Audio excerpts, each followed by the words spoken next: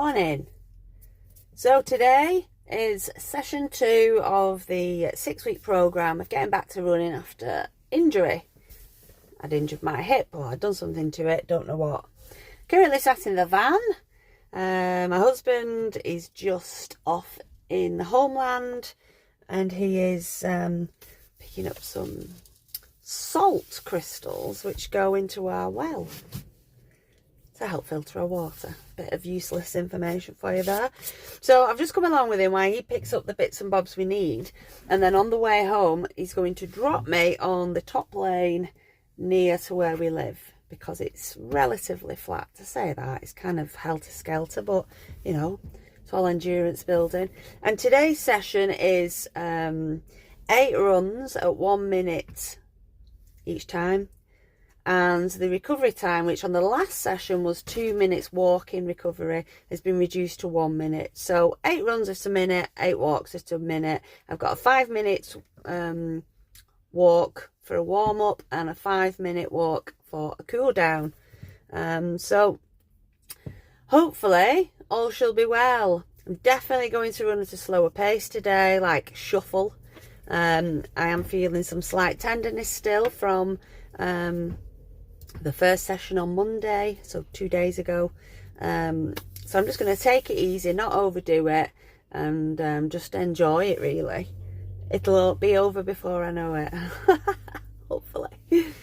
So I might see you whilst I'm out there running. Okie doke. I have been dropped off and we are now doing our 5-minute walking warm-up. Look at the views. Beautiful. Windy. And of course, like I say, I'm only using my phone. But yeah. So we'll get the walk done and do the first run. So just a minute and then walk for a minute. It's a little bit chilly actually. Blue skies today, sunshine. It's hazy over in the distance. You can see the mountains up near Sligo, I think. But yeah, it's a bit brisk when you're in the wind. But yeah, it's nice and fresh. So I shall see you probably on the other side. We shall see how we get on.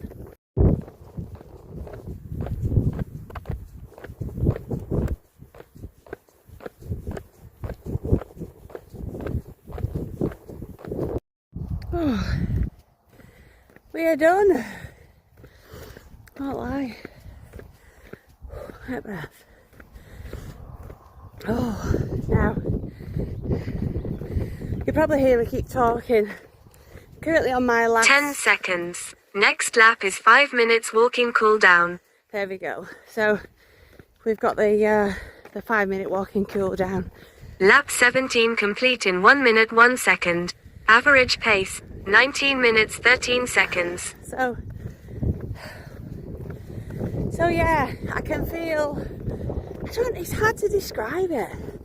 So I have pain in my lower left hand back, which kind of goes down, radiating into the hip, and then into the side of my pelvis, like my hip bone. So where maybe your muscle would run up the side of your thigh and connect to your hip bone, that is where the pain is, and it kind of all radiates around there. Now I say pain, it's nothing like what it was, and I know I keep going on about it, but I'm monitoring it basically as I go along, because I don't want to end up in a situation where you do too much and then you're completely out of the game for another 5 weeks. But I can feel it, it's tender.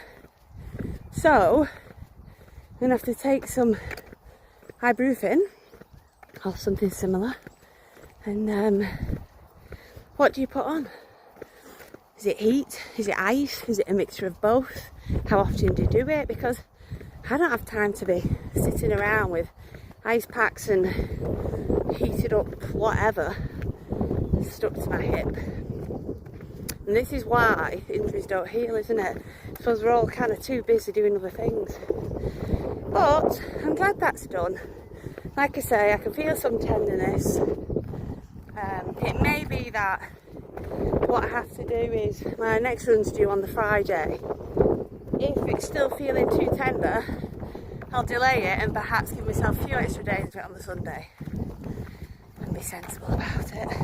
And just keep up, excuse me, with the walking in between. So there we go.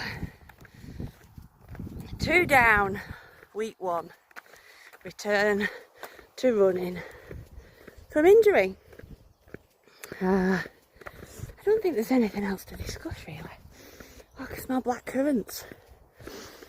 All the, not blackberries, but black currants. All the bushes are starting to get the leaves on, and blackcurrant bush leaves.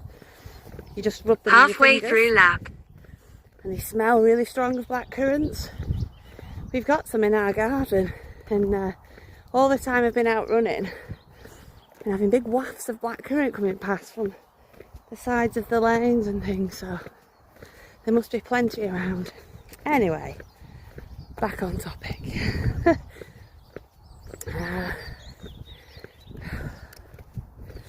How's everything going for you guys? How often do you train, if you train at all? Do any of you do any kind of, I don't know, forms of exercise which aren't classed as the norm? You know, they're not very common. I've always kind of struggled, I always think, sticking to things because I don't particularly love it. Now, running, I wouldn't say I absolutely love it. I enjoy it when I've got a certain fitness level. You know, I can run a 5k comfortably, maybe a 10k, and it gives you that kind of chance to compete against yourself, because I don't compete against anyone else, but compete against yourself, so push yourself to try and beat your PB, you know, on a park run or something like that. I enjoy when I'm at that stage. Keeps yourself motivated and wanting to go out and to try and keep improving, so to speak.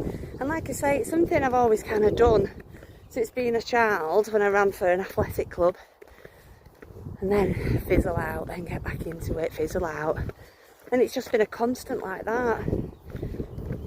One thing I did used to love when I was a kid, but when I was like a teenager, I mean I was 18 years old at the time, so the roller boots, but you know, proper roller boots, like Bauer roller boots, like professional ones.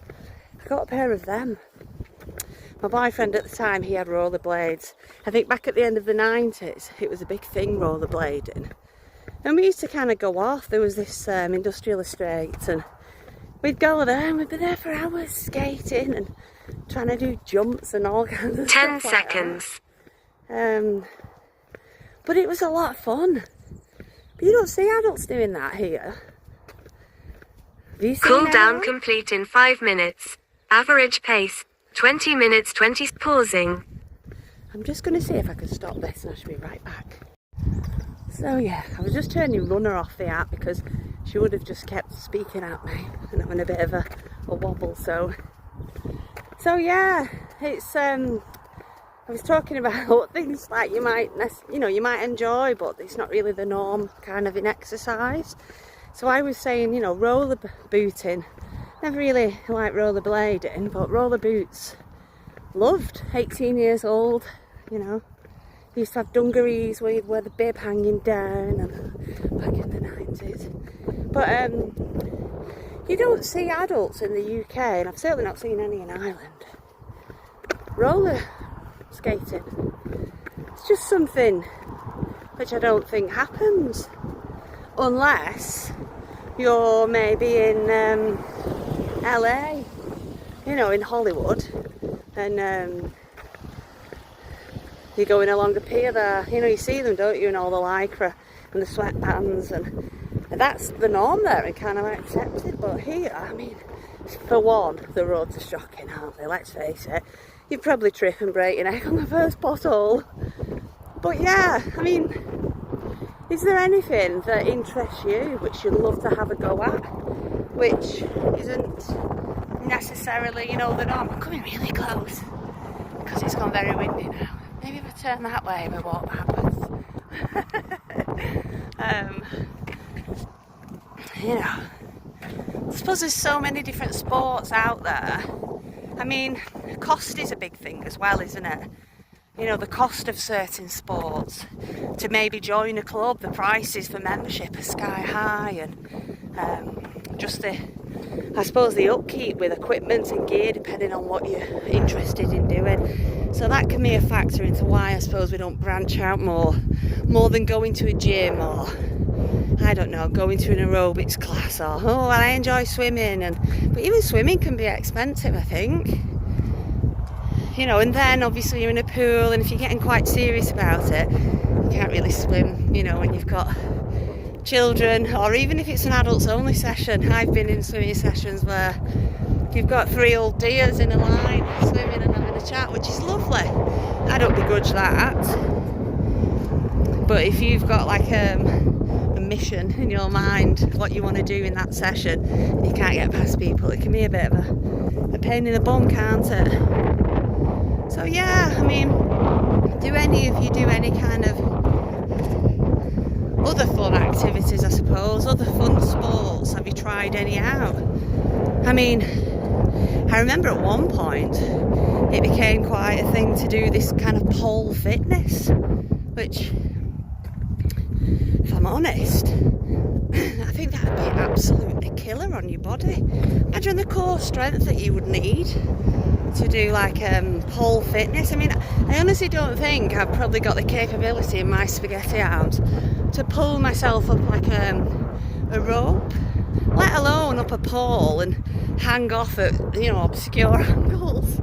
But yeah, there's so much out there, isn't there, to get involved in. I think sometimes it may be, if you feel like you're stuck in a rut and everything you do you don't enjoy. I mean, most kind of physical activity is going to be hard if you're a beginner, if you're overweight, because you've got to get through that kind of pain threshold, haven't you, initially? Build a baseline fitness level, and progress from there. So anything's going to be hard. However, if you kind of take some enjoyment from whatever it is that you're doing, you're more inclined to stick at it, aren't you? So yeah, I'd be intrigued to know, is there anything that you'd love to try, or anything that you actually do which is deemed as, you know, not the norm. But yeah, I honestly wish I could say I was the type of person who jumps in the air and, you know, kicks my heels at the thought of going out for a run, but sadly that's not the case. I'm doing it because obviously I want to improve myself and my health. So yeah, all good today then. It's done. I shall tend to any tenderness and go again. So I think for today, that's it. I don't think I've got anything else to share. I'll do a little screenshot and just put my stats on, which should have gone up to Strava, I think. I like putting them on there. It's like your own personal journey. I don't go on Strava looking at what other people are doing. So if I've got friends on there or family, I don't go on looking, because I think if you're having a particularly bad time and you don't feel like you're making any headway, or like I was injured, you're struggling with your weight, you know, you're getting yourself down about it, and then you go on, oh, and someone you went to school with years ago or whoever is putting on how many miles they've run or how many hills they've climbed, you know, how many laps of a pool they've done in amazing times. I think comparing and, you know, taking that, comparing it to where you're at is the thief of joy, isn't it? Comparison is the ultimate joy thief, I think, in any aspect of life. And I try to live my life where I don't compare myself to anybody. I think the internet is an amazing thing. It's a fantastic tool for researching and finding things out, which is something I love to do. But I don't partake in social media where you have friends and you follow people because, as we all know, and I'm sure as we've all read, all that social media is a highlight reel, isn't it? You know, people put things on there, and then people who are sat at home feeling sorry for themselves, or, you know, feeling like they're going through a rough part in their life, will look at that and compare their life and be on an even bigger downer. And don't do it to yourself, you know. Doesn't matter. No one really knows what goes on behind anyone's closed door or behind here, you know. And if I have one motto for life, it isn't do something every day that scares you. It is literally get up and focus on just that day, because that is all we truly ever have. That minute, that hour, no one knows what's going to happen, you know, tomorrow or the past. Yeah, the past is gone. You've got to let that go. But yeah, if I have one motto, it's do something in that day. So all the choices you make the choice which brings you the most enjoyment. So if you've got a few options on the table of what you can do in the next few hours, or for that day in general, you pick the one which brings you the thought of the most enjoyment. It excites you the most. Because if you're enjoying something and you're excited about something, then you're positive. You know, your vibration is up there.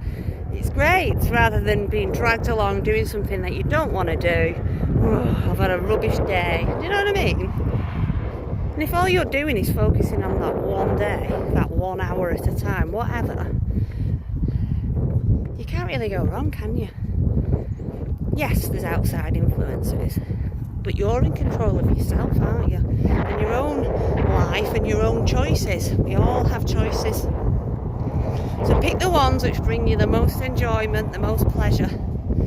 It might be something as simple as taking an hour to yourself, you know, with your favourite hot drink or baked good or whatever, sitting there with a book, or just sitting there silent or whatever, you know. Do what you want to do that brings you pleasure. And that's the way I try and angle my days, really.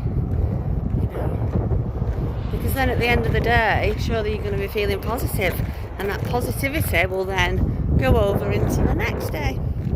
Anyway, how did this turn into some kind of well-being lifestyle speech? Because that is certainly not what I'm about. I don't think so anyway.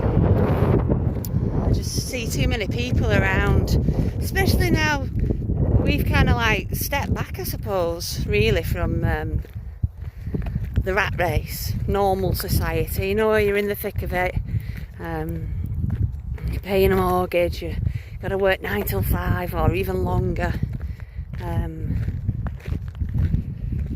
We lived on a boat for 4 years, and then we sold that boat and we moved to Ireland and we bought property.